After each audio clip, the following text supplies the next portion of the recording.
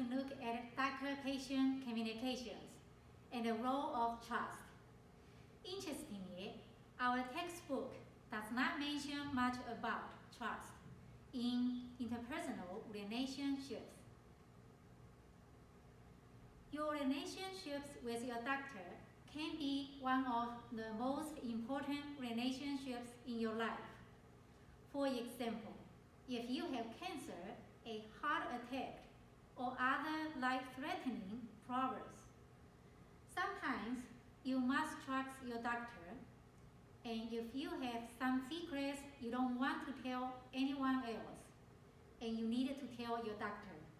For example, if you have sexually transmitted disease, or if you have a drug addiction. My husband is an addiction doctor. He tells me that trust is more important and also much harder in addiction medicine than any other area of medicine. So, I will talk about addiction medicine and one technique he used to get his patients to trust him.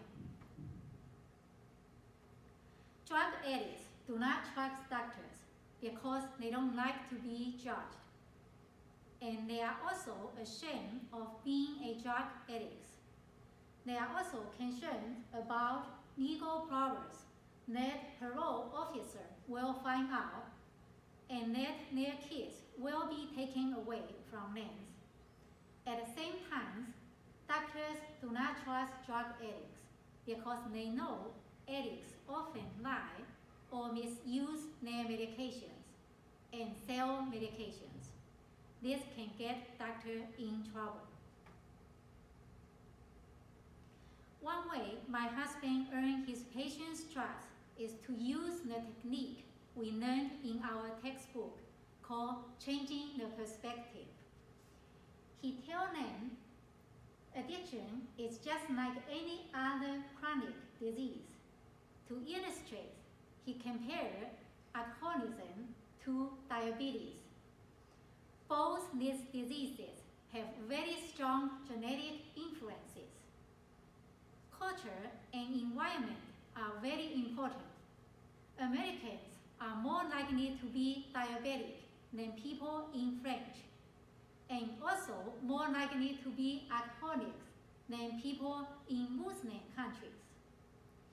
Both these diseases affect many different organ systems.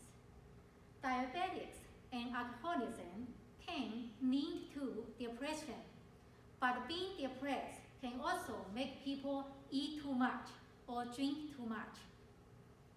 Self-control is difficult for both diseases. In every important way, alcoholism and diabetes are very similar diseases.